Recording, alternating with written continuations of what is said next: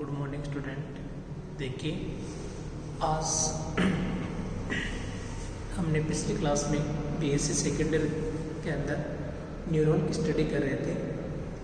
ठीक है, यही टॉपिक एमएससी के अंदर भी है कि नर्वस सिस्टम के बारे में दे रखा है। तो हम सबसे पहले उसकी कि नर्वस सिस्टम जिस संरचनाओं से मिलकर बना होता है उसके संरचनात्मक और क्रियात्मक जो कहती है उसे बोलते हैं न्यूरॉन। न्यूरॉन की हमने कल स्ट्रक्चर पढ़ी थी, उसकी सेल बॉडी सोमा के बारे में पढ़ा था। उसमें जो प्रोसेसेस होते हैं, प्रवर्त होते हैं, उनके बारे में स्टडी कर चुके हैं। ठीक है, डेंड्राइट्स है, एक्सॉन है, कोलेट्रियल्स है, इनके बारे में हम स्टडी कर चुके हैं। ठीक है, एक न्यूरॉन की नॉर्मल डायग्राम क्या होता है, उसमें माइलिन सीट कैसे होती है, एक्सॉन कहाँ प्रेजेंट होता है, सोमा पार्ट में क्या होता है, न्यूक्लियस में क्या प्रेजेंट होता है। ठीक है, माइटोकॉन्ड्रिया कहाँ पर ज़्यादा प्रेजेंट होते हैं, इन सब के बारे में हम स्टडी कर चुके हैं। आज जो हम स्टडी करने जा रहे हैं न्यूरॉन के types of neuron, types of neuron. देखिए, न्यूरॉन के प्रकार, हम कोई भी प्रकार पढ़ते हैं उससे पहले उस प्रकार का कोई ना कोई आधार होता है। ठीक है, उसी आधार पर हम उनके प्रकार पढ़ते हैं। तो यहाँ पर हम सबसे पहले जो प्रकार पढ़ेंगे वो पढ़ेंगे प्रवर्धों के आधार पर। किसके आधार पर पढ़ेंगे? प्रवर्धों की संख्या के आधार पर। प्रवर्धों की संख्या के आधार पर न्यूरॉन के प्रकार। देखिए, सबसे पहले यानी न्यूरॉन की कोशिका सोमा बॉडी होती है, जो सोमा पार्ट होता है, उससे निकलने वाले प्रवर्धों की संख्या कितनी है, उस संख्या के आधार पर हम पढ़ेंगे। तो सबसे पहले अगर हम बात करते हैं तो फर्स्ट आता है एपोलर। पहला कौन आता है? फर्स्ट एपोलर, ध्रुवीय। इसमें कोई भी परिवर्त नहीं पाया जाता। इसमें सोमा पार्ट से किसी भी प्रकार का कोई भी परिवर्त बाहर नहीं निकलता। यानी जैसे ये सोमा पार्ट है, ये सोमा पार्ट है, ये न्यूक्लियस है, तो इससे कोई भी तंतु बाहर नहीं निकलता, कोई भी परिवर्त बाहर की तरफ नहीं निकलता। ठीक है, तो उसे हम क्या बोलते हैं? एपोलर, अध्रुवीय। ठीक है, सेकंड की हम बात करते हैं वो है यूनिपोलर। दूसरा कौन सा होता है? यूनिपोलर।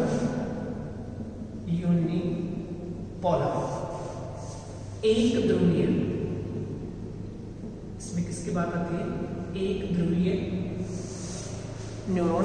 अब एक ध्रुवीय न्यूरॉन का मतलब हो गया यानी सोमा पार्ट से सिर्फ एक ही ध्रुव निकलता है, एक ही पोल होता है। जैसे ये सोमा पार्ट है, ठीक है, इससे एक ही पोल ऐसे निकलता है।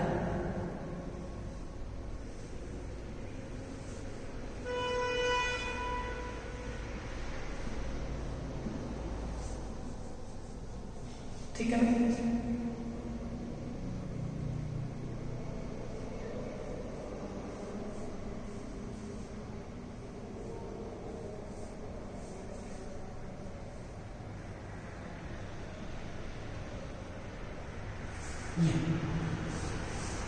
ये इसका सोमा बॉडी है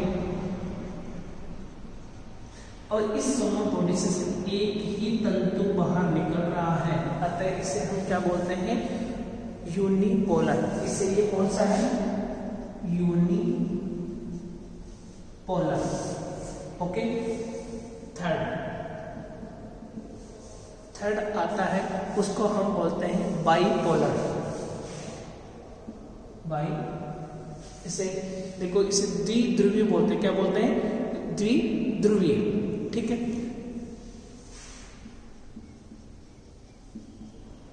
द्विध्रुवीय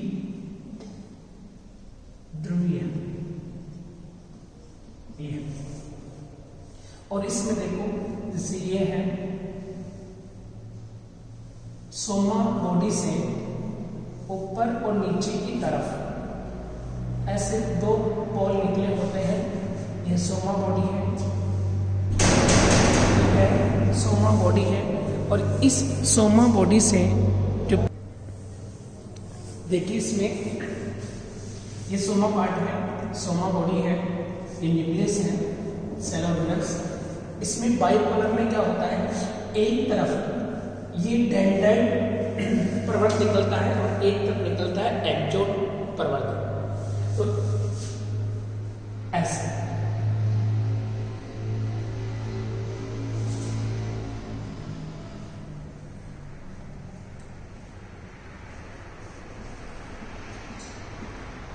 इसे बोलते हैं डेंड्राइट्स और ये है एक्सोन। ठीक है, सोमा पार्ट से कितने पर्वत निकल रहे हैं, दो, एक उत्तरी ध्रुव की तरफ और एक दक्षिणी ध्रुव की तरफ। ठीक है, ये बाइपोलर हो गया।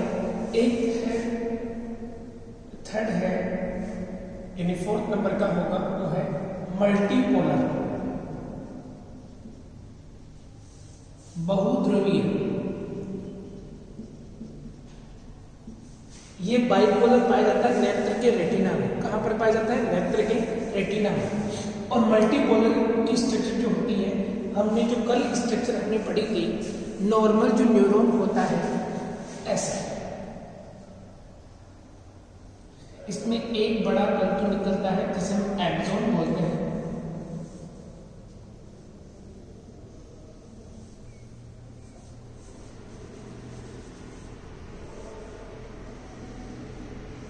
सोमा पार्ट से छोटे छोटे तंतु निकलते हैं जो संख्या में ज्यादा होते हैं, उन्हें तो बोलते हैं डेंड्राइट्स।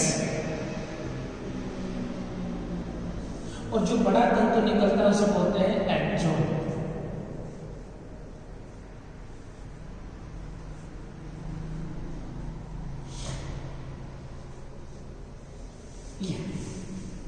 इसे बोलते हैं मल्टीपोलर। क्या बोलते हैं, मल्टीपोलर। ठीक है, तो ये तो हो गया किसके आधार पर, प्रवर्धों के आधार पर, प्रवर्धों की संख्या के आधार पर चार प्रकार के न्यूरॉन पाए जाते हैं। पहला मैंने आपको बताया एपोलर, जिसमें कोई प्रवर्ध नहीं पाया जाता, यूनिपोलर जिसमें एक प्रवर्ध पाया जाता है, तीसरा है बाइपोलर जिसमें दो प्रवर्ध पाए जाते हैं, एक ऊपर एक नीचे, एक डेंड्राइट और एक एक्सोन। मल्टीपोलर जिसमें सोमा पार्ट से छोटे छोटे बहुत सारे पर्वत निकलते हैं, जिन्हें डेंड्राइट्स के तो एक बड़ा पर्वत निकलता है, उसे क्या बोलते हैं, एक्सोन। ठीक है, अब हम जो नेक्स्ट क्लासिफिकेशन पढ़ेंगे, नेक्स्ट जो पढ़ेंगे प्रकार, वो है फंक्शन के आधार पर।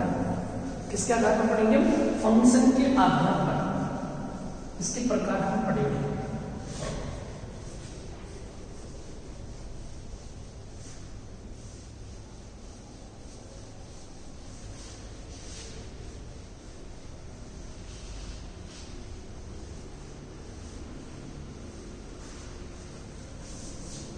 नेक्स्ट जो क्लासिफिकेशन, नेक्स्ट जो प्रकार है, on the basis of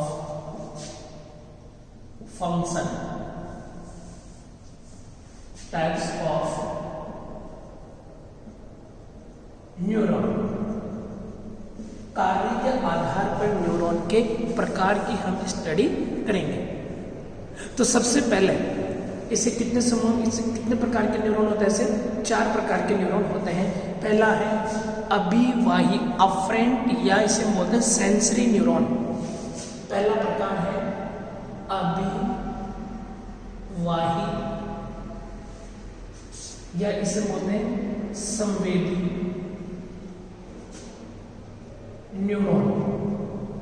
English में बोलते हैं इसे अफरेंट या सेंसरी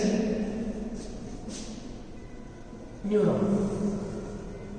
अफरेंट या सेंसरी न्यूरॉन। ठीक है, यानी ये वे न्यूरॉन होते हैं, ये न्यूरॉन शरीर में ग्राही अंगों से संवेदनाओं को ग्रहण करके यानी जैसे आप पिन चुभोते हैं, उस संवेदना को ग्रहण करके केंद्रीय तंत्रिका तंत्र यानी मस्तिष्क तक पहुंचाने का जो कार्य करते हैं उन्हें क्या बोलते हैं? अभिवाही या सेंसरी न्यूरॉन। दूसरा अपवाही या अपवाही या इसे हम क्या बोल सकते हैं? चालक न्यूरॉन। चालक न्यूरॉन इसे इफेरेंट या मोटर न्यूरॉन बोलते हैं। क्या बोलते हैं उसको? इफेरेंट या मोटर न्यूरॉन की संज्ञा इसको इंग्लिश में हम देते हैं। ये न्यूरॉन क्या करते हैं? आवेग को केंद्रीय यानी ब्रेन से पिन चुभोते हैं, उस सूचना को कौन लेके जाता है? अभिवाही। अब ब्रेन से आपके हाथ को हटाना है या वहीं पे रखना है, उसकी सूचना को, उस आवेग को प्रभावी या कार्यकारी अंग तक जो लेके जाता है न्यूरॉन, उसे क्या बोलते हैं? अपवाही। क्या बोलते हैं? अपवाही। अब आता है तीसरा, इन्हें बोलते हैं इंटर न्यूरॉन। इन्हें क्या बोलते हैं? Inter neuron. इनके और इनके बीच में, इन दोनों को जोड़ने का, ये संवेदी और चालक न्यूरॉन के बीच में होते हैं। ये संवेदनाओं को अनेक दिशाओं में फैलाने का काम करते हैं तथा आवश्यकता अनुसार इनमें परिवर्तन कर सकते हैं। इनका संबंध विचार, भावनाओं और भाषा से होता है। ठीक है, ये हो गया तीसरा। फिर चौथा है न्यूरो सिक्रेटरी न्यूरॉन। इसे बोलते हैं तंत्रिका स्रावी न्यूरॉन। तंत्रिका स्रावी न्यूरॉन। ठीक है, यानी वे न्यूरॉन ये तंत्रिका हार्मोन का श्रवण करते हैं। क्या करते हैं?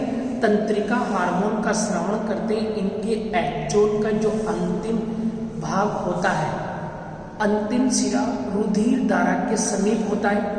जैसे एक्सोन का ये पार्ट यहाँ पर ब्लड है, इसके समीप है, तो ये हार्मोनों का सिक्रेशन इसमें कर देते हैं। न्यूरो हार्मोन्स इसका सिक्रेशन करते हैं, न्यूरो हार्मोन्स का सिक्रेशन ब्लड में कर देते हैं। अतः इन्हें क्या बोलते हैं? तंत्रिका स्रावी न्यूरॉन हम कहते हैं। क्या बोलते हैं? तंत्रिका स्रावी न्यूरॉन। ठीक है, ये तो हो गए अपने टाइप्स ऑफ न्यूरॉन, न्यूरॉन के प्रकार।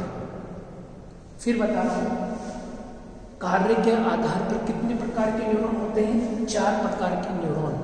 जैसे हम किसी को पिन चुभोते हैं, तो पिन चुभोने की जो सूचना होती है, जो तंत्रिका लेकर जाती है मस्तिष्क में, केंद्रीय तंत्रिका तंत्र में, उसे बोलते हैं अभिवाही या संवेदी न्यूरॉन। फिर आती है कि पिन चुभोने की जो सूचना ब्रेन में गई है, उस सूचना को वापस प्रभावी अंग तक, उसका जो आवेग होता है, हाथ को हटाना है या वहीं पे रखना है, उस आवेग को जो लेकर आती है, उसे बोलते हैं मोटर न्यूरॉन। उसे क्या बोलते हैं? मोटर न्यूरॉन, अपवाही न्यूरॉन। और इनके बीच में जो प्रेजेंट होती है उन्हें क्या बोलते हैं? Inter neuron. क्या बोलते हैं उसको? Inter neuron. ठीक है, और ये होती है न्यूरो सिक्रेटरी न्यूरॉन्स, यानी तंत्रिका हार्मोन का स्राव जिस न्यूरॉन के द्वारा किया जाता है उसे हम क्या बोलते हैं? Neuro secretary neuron. एक्सोन का जो अंतिम सिरा होता है वो रुधिर धारा के समीप होता है। ये तंत्रिका तंत्र में आवेग के फलस्वरूप प्रसरित करने की क्षमता रखते हैं। तो ये है हमारे टाइप्स ऑफ न्यूरॉन। पहले हमने पढ़ा था प्रवर्तों की संख्या के आधार पर, प्रवर्तों की संख्या के आधार पर हमने जो स्टडी की है वो है 4 प्रकार के न्यूरॉन हैं। अध्रुवीय, दूसरा था एक ध्रुवीय, फिर था द्विध्रुवीय और फिर था बहुध्रुवीय। कार्य के आधार पर भी हमने 4 प्रकार पढ़े हैं। तो इस प्रकार से हमें ये न्यूरॉन के बारे में हमें प्रकार हम देखने को मिलता है। ठीक है, अब बात आती है उद्दीपन की। शरीर के बाहरी और आंतरिक वातावरण में होने वाला परिवर्तन, यह है यानी उद्दीपन क्या कहलाता है? शरीर के बाहरी या आंतरिक वातावरण में होने वाला परिवर्तन होता है जो तंत्रिका या पेशी या संपूर्ण जंतु को उत्तेजित करने हेतु सक्षम होता है, उसे क्या बोलते हैं? उद्दीपन। क्या बोलते हैं उसको? उद्दीपन, स्टिमुलस। यानी ऐसा जो शरीर के बाहरी या आंतरिक वातावरण में परिवर्तन लाता है, जो तंत्रिका तंत्र को उद्दीपन देते या संपूर्ण जंतु को ही उत्तेजित कर दे, उसे हम क्या बोलते हैं? उद्दीपन कहते हैं। यदि संवेदन ऊतक में आवश्यक परिवर्तन या उत्तेजन उत्पन्न करने की क्षमता रखता हो तो उसे हम क्या बोलते हैं? थ्रेशोल्ड उद्दीपन। यानी कोई भी संवेदना यानी संवेद अगर किसी भी ऊतक को उत्तेजित करने की क्षमता रखता है तो उसे हम क्या बोलते हैं? देहली उद्दीपन। कम से कम इतना उद्दीपन तो उसको उत्तेजित होने के लिए उतना एक्टिवेशन तो उसको मिलना चाहिए। यानी वह कम से कम उद्दीपन जो किसी भी जीव को उत्तेजित करने के लिए, तंत्रिका तंत्र या मसल्स को उत्तेजित करने के लिए आवश्यक होता है, उसे हम बोलते हैं देहली उद्दीपन। जैसे हम देहली तापमान क्या कहते हैं? जैसे किसी भी रिएक्शन को यानी स्टार्ट होने के लिए कम से कम कितना तापमान की आवश्यकता होती है, उसे हम देहली तापमान बोलते हैं। ठीक है, यह उद्दीपन तंत्रिका में आवेग उत्पन्न करने के लिए पर्याप्त होता है। बिना उद्दीपन के तंत्रिका में आवेग उत्पन्न नहीं होगा। ठीक है, तो उद्दीपन अलग अलग प्रकार के होते हैं। तब संवेदना यानी उद्दीपनों के प्रकार पढ़ते हैं। पहला है यांत्रिक उद्दीपन। पहला कौन सा है? यांत्रिक उद्दीपन। देखो, क्योंकि बिना उद्दीपन के तंत्रिका तंत्र एक्टिवेट नहीं होता है, अतः उद्दीपन का मिलना जरूरी है। स्टिमुलस उद्दीपन। उद्दीपनों के प्रकार है। पहला है यांत्रिक उद्दीपन। और यांत्रिक उद्दीपन में हम देखते हैं यदि कोई भी ऊतक यांत्रिक कारणों के से उत्तेजनशीलता दर्शाता है तो उसे हम क्या बोलते हैं? यांत्रिक उद्दीपन की श्रेणी में रखा जाता है। जैसे स्पर्श करना, जैसे किसी भी व्यक्ति को हम स्पर्श करें, इतना स्पर्श करें कि उसमें उत्तेजना आ जाए, तो स्पर्श करना किसमें आता है? यांत्रिक उद्दीपन की श्रेणी में आता है। इसे मैकेनिकल स्टिमुलस बोलते हैं। क्या बोलते हैं? Mechanical stimulus. इंग्लिश में इसको बोलते हैं मैकेनिकल स्टिमुलस। ठीक है, अब इस यांत्रिक उद्दीपन में देखिए, यानी किसी भी तंत्रिका, यानी इसमें साफ लिख रखा है साफ, यदि कोई भी यांत्रिक यानी कोई भी ऊतक यांत्रिक कारणों से उत्तेजनशीलता दर्शाता है तो उसे हम क्या बोलते हैं? यांत्रिक उद्दीपन। दूसरा आता है भौतिक उद्दीपन। भौतिक उद्दीपन इसे बोलते हैं physical stimulus. Physical stimulus, physical जिसमें ऊष्मा, तापमान, ठीक है, और आर्द्रता। ऊष्मा इसमें कौन आता है? Humidity, temperature. ऊष्मा यानी एक हीट,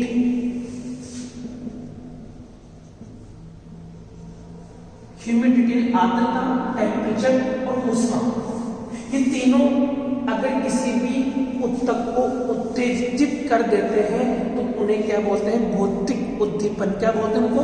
भौतिक उद्दीपन। जैसे तापमान के कारण हमारे शरीर में उत्तेजना उत्पन्न हो जाती है, शरीर का तंत्रिका तंत्र उत्तेजित हो जाए, मांसपेशियां उत्तेजित हो जाती है। जैसे हमारे सामने आग पड़ी हुई है, आग को हम नॉर्मल वे में जो भी हमारे होता है, लेकिन जैसे आग बढ़ती है वो हमारे शरीर में उत्तेजना करती है तो हम उसके पीछे हो जाते हैं। तापमान एक नॉर्मल वे में जितना सहन करना उतना सहन कर लेते हैं, लेकिन तापमान अगर बढ़ रहा है तो हमारे में उत्तेजना उत्पन्न हो जाती है, तो हम साइड में छांव वाली जगह पे चले जाते हैं। तो उद्दीपन मिला हमें किससे? टेम्परेचर से। ठीक है, ऐसे ही केमिकल उद्दीपन, तीसरा केमिकल स्टिमुलस, रासायनिक उद्दीपन, इसे क्या बोलते हैं?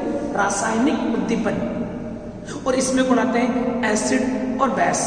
इसमें गुण आते हैं एसिड और बेस।